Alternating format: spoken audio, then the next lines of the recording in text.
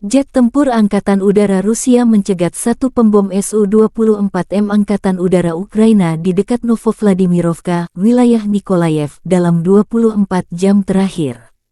Baru-baru ini, Rusia merilis rekaman jet tempur pembom Su-34 mengudara di zona operasi khusus. Sukhoi Su-34, yang juga dikenal dengan nama Fullback oleh NATO adalah pesawat tempur serang multiperan yang dikembangkan oleh perusahaan penerbangan Rusia, Sukhoi. Berikut adalah beberapa spesifikasi umum dari pesawat Su-34. Su-34 adalah pesawat serang multiperan yang dirancang untuk melaksanakan berbagai misi, termasuk serangan darat, pertahanan udara, pengintaian, dan lainnya. Pesawat ini dirancang untuk mengangkut dua awak, yaitu pilot dan operator senjata. Panjang sekitar 23,34 meter. Lebar sayap sekitar 14,7 meter. Tinggi sekitar 6,09 meter. Su-34 memiliki kapasitas bahan bakar yang besar, yang memungkinkan jangkauan operasional yang luas. Kecepatan maksimum Su-34 mencapai sekitar Mach 1,8 sekitar 1900 km per jam. Dengan bahan bakar tambahan, pesawat ini memiliki jangkauan yang cukup jauh, mencapai lebih dari 4.000 km.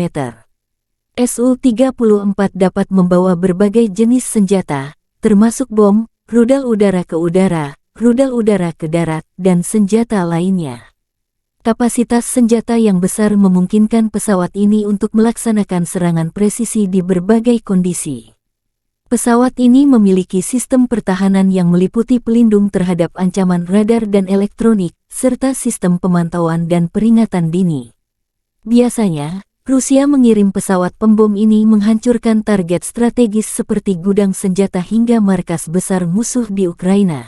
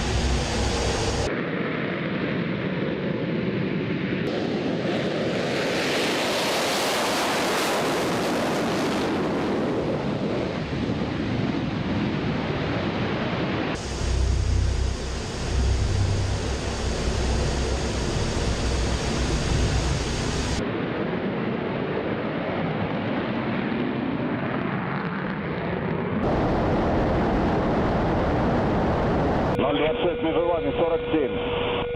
Отворот. 026, выполняй отворот. Текущий курс. Текущий готов к работе. Разрешил. Огонь.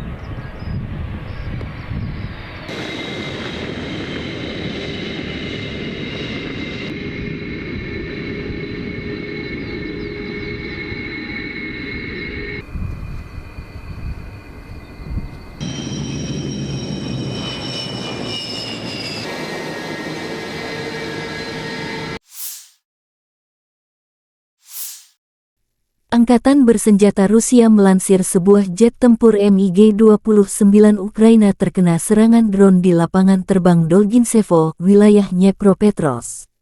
Serangan drone Lancet terhadap pesawat tempur Angkatan Udara MiG-29 di Pangkalan Udara Dolginsevo, wilayah Dnepropetrovsk, demikian keterangan resmi Kemenhan Rusia tanggal 20 September.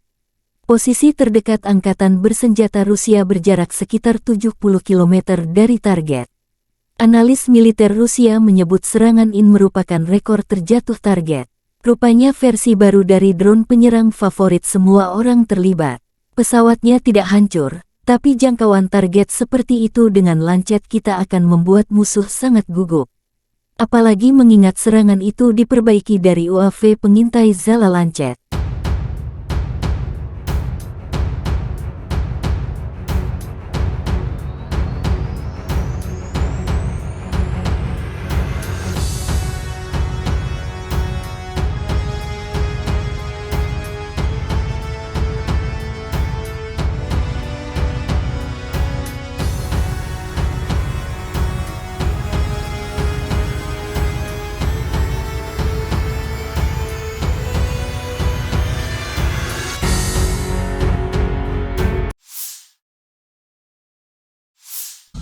Sistem pertahanan udara Rusia dan peperangan elektronik serta tembakan senjata ringan mencegat 4 rudal jelajah jarak jauh Storm Shadow dan 5 proyektil HIMARS dan Smerk MLRS.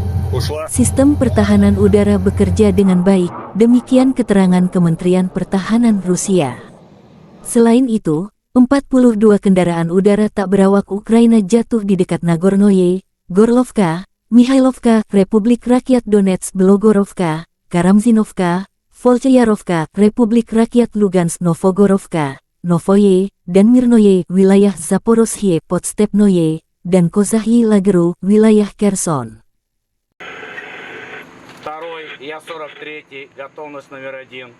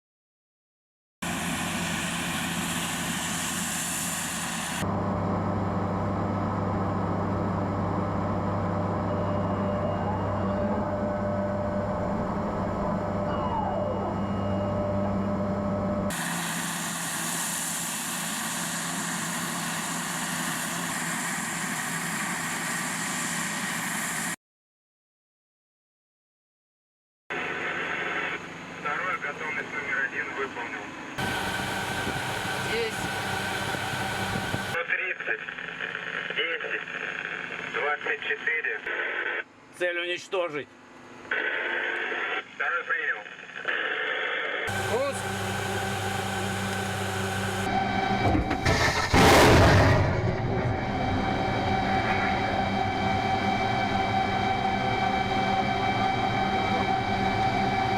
Попал.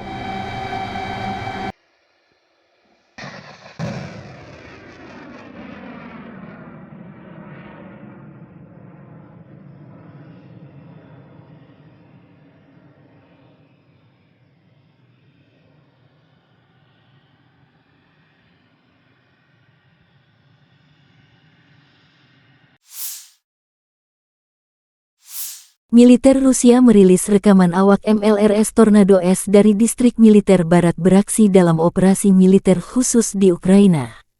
Peluncur roket ganda Tornado S melancarkan serangan presisi terhadap fasilitas militer utama musuh. Rudal berpemandu digunakan oleh pasukan artileri untuk menghancurkan benteng di garis depan, stasiun bongkar muat peralatan, amunisi, dan bahan bakar, depot, dan pos komando yang disamarkan, demikian keterangan resmi Kementerian Pertahanan Rusia. Menggunakan amunisi modern, sistem memiliki akurasi serangan hingga 100%. Untuk menghilangkan kemungkinan deteksi, pasukan misil terus-menerus mengubah lokasi mereka. Situs peluncuran hanya digunakan 1 kali. Waktu yang dihabiskan untuk itu dibatasi beberapa menit sebelum dan sesudah operasi tempur unit. Mereka berpindah tempat persembunyian beberapa kali sehari. Smerk Tornado diadopsi oleh Angkatan Darat Soviet tahun 1987. Pada saat itu, sistem ini merupakan sistem roket artileri peluncuran ganda yang paling kuat di dunia. Bahkan saat ini, setelah lebih dari 30 tahun beroperasi, sistem ini tetap menjadi salah satu sistem paling mematikan dari jenis ini. Saat ini Angkatan Darat Rusia mengoperasikan lebih dari 100 sistem roket artileri. Peluncur roket Tornado terlibat dalam pertempuran selama kedua perang Rusia di Chechnya. Juga baru-baru ini muncul pada pertempuran di Ukraina dan Suriah. Operator Smerk lainnya adalah Aljazair, Azerbaijan, Belarus, Kuwait, Peru, Suriah, Ukraina, Uni Emirat Arab, dan Venezuela. Pada tahun 2020 Azerbaijan menggunakan sistem roket artileri berat ini untuk melawan pasukan Armenia.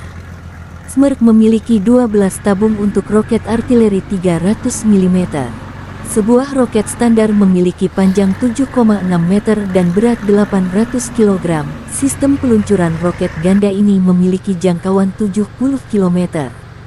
Smerk terbukti sangat efektif melawan konsentrasi pasukan dan kendaraan lapis baja, artileri dan baterai pertahanan udara, lapangan terbang dan target area lainnya. Tembakan penuh dari satu peluncur mencakup area seluas hingga 67 hektar. Kendaraan peluncuran Smerk dapat berhenti dan melepaskan tembakan dalam waktu 3 menit sejak perjalanan. Dibutuhkan waktu yang sama untuk meninggalkan posisi menembak. Roket diluncurkan langsung dari kabin, atau dari jarak jauh dari kendaraan. Salvo penuh membutuhkan waktu 38 detik. Kendaraan peluncur Smerk didasarkan pada sasis berat mobilitas tinggi MAZ543M dengan konfigurasi 8x8. Kendaraan ini ditenagai oleh mesin diesel D12A525A 38,9 liter yang menghasilkan tenaga 525 tenaga kuda. Dilengkapi dengan sistem inflasi ban terpusat, yang meningkatkan mobilitas di medan sulit, seperti pasir, salju, dan lumpur. Unit Smerk biasanya terdiri dari 6 kendaraan peluncur dan 6 kendaraan relot.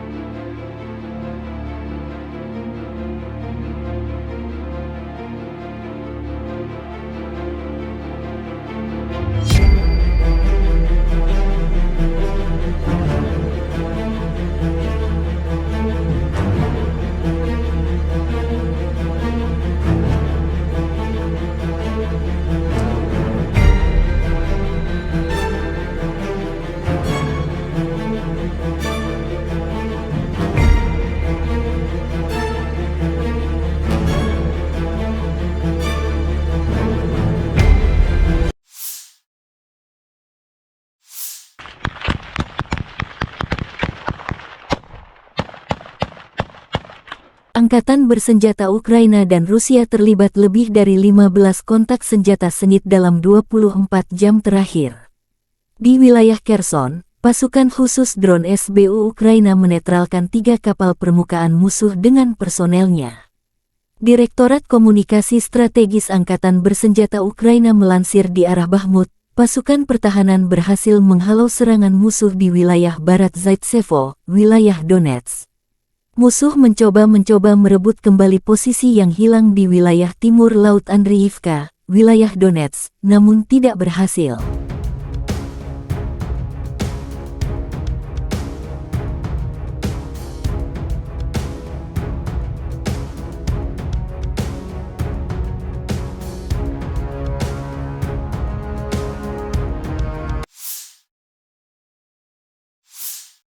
Di arah Marinka, pasukan Ukraina berhasil menghalau 10 serangan musuh di area Marinka. Pada saat yang sama, Angkatan bersenjata Ukraina melanjutkan operasi ofensif ke arah Melitopol. Tindakan ofensif penyerangan ke arah Bakhmut menimbulkan kerugian tenaga dan peralatan pada pasukan pendudukan dan melelahkan musuh. Lebih 37 drone Rusia ditembak jatuh dalam sehari. Angkatan bersenjata Rusia juga kehilangan 7 tank, 17 kendaraan lapis baja dan 34 kendaraan pengangkut personel dalam 24 jam terakhir.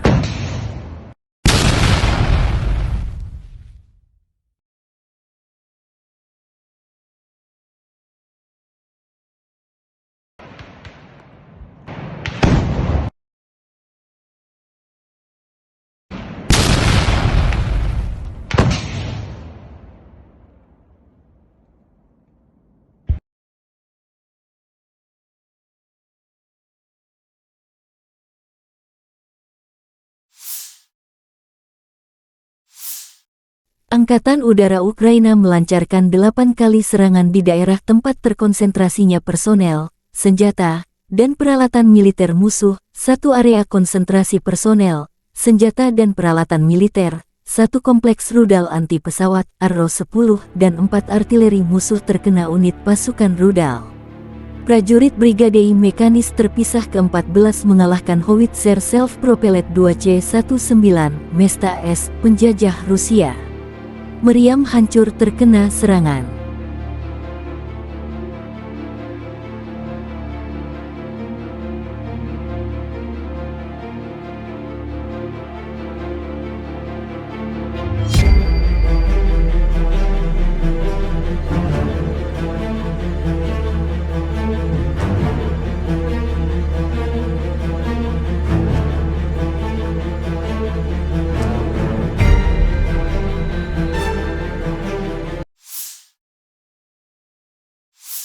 Angkatan bersenjata Ukraina melaporkan tanggal 20 September Rusia total kehilangan 273.980 tentara di Ukraina sejak awal invasi skala penuh sejak tanggal 24 Februari tahun 2022.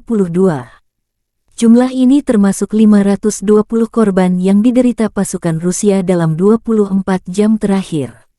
Menurut laporan Direktorat Komunikasi Strategis Militer Ukraina, Rusia juga total kehilangan 4.635 tank, 8.868 kendaraan tempur lapis baja, 6.096 sistem artileri, 779 sistem peluncuran roket ganda, 526 sistem pertahanan udara, 315 pesawat terbang, 316 helikopter, 4.821 drone, 20 kapal, 8.633 kendaraan dan tangki bahan bakar dan 906 peralatan khusus.